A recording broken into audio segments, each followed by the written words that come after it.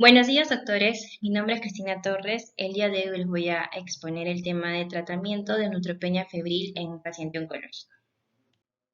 Bueno, para empezar tenemos que definir qué es la neutropenia febril.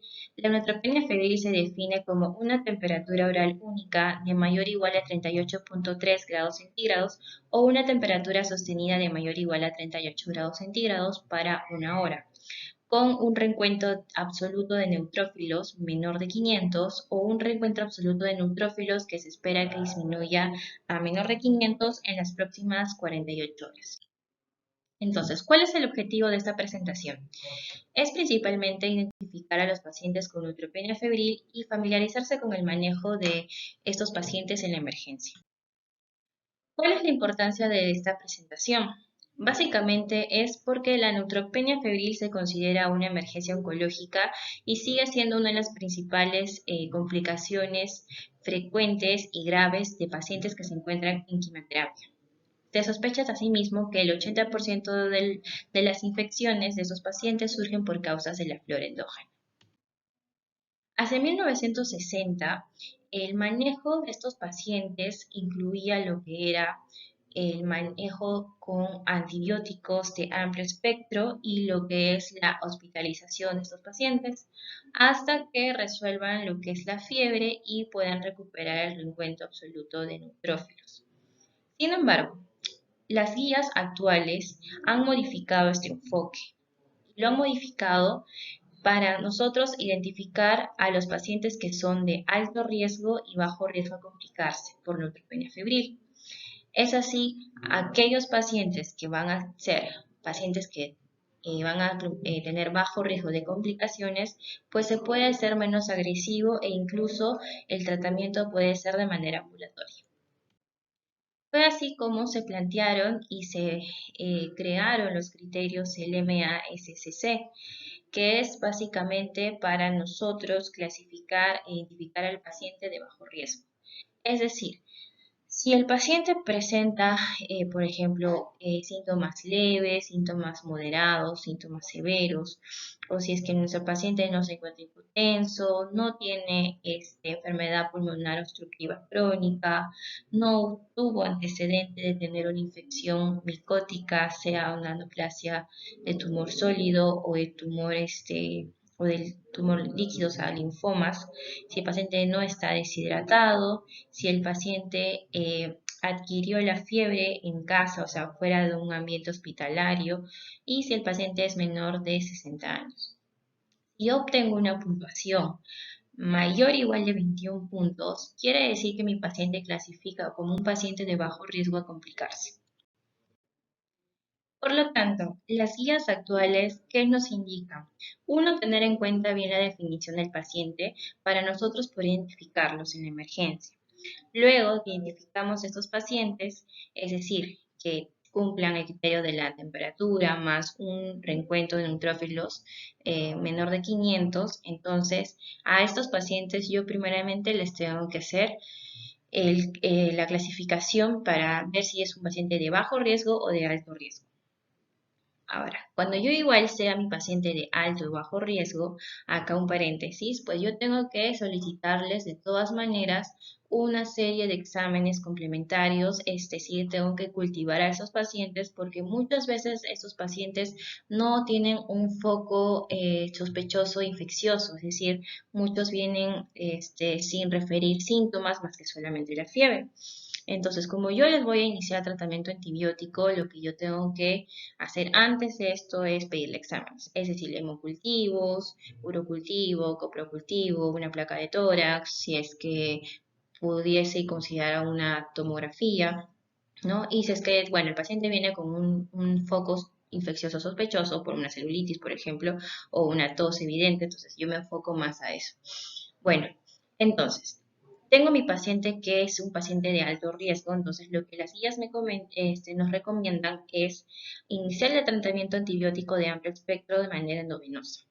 Y si es un paciente de bajo riesgo, lo que yo voy a hacer es iniciarle tratamiento antibiótico oral o también podría iniciarle este tratamiento antibiótico endovenoso en algunos casos.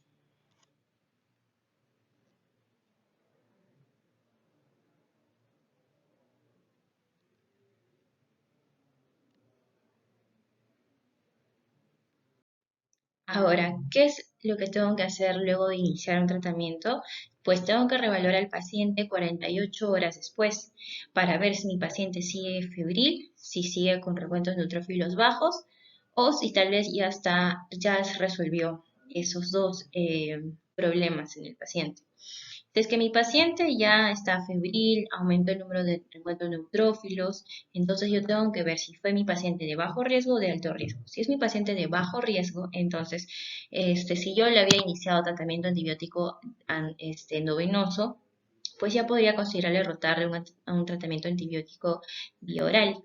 Y si es que yo le inicié tratamiento antibiótico bioral, pues ya puedo considerarle en suspenderle el tratamiento. Ahora, si es un paciente de alto riesgo, tengo que ver dos caminos. Si en esas 48 horas ya se logró identificar algún tipo de bacteria o si es que todavía no tengo la bacteria identificada. Si es que yo la tuviese, entonces puedo ir a un tratamiento antibiótico específico. Y si es que todavía no tengo el patógeno identificado, pues continúo con el tratamiento antibiótico endovenoso que lo inicié y las guías me recomiendan que sea a base de aminoglucósidos. Ahora, si el paciente permanece febril aún así, entonces tengo que ver el examen físico, el examen clínico. Entonces veo si mi paciente está en estable, está estacionario o si es que mi paciente está empeorando. Si mi paciente está estable, entonces yo podría considerar continuar con el tratamiento antibiótico que le inicié.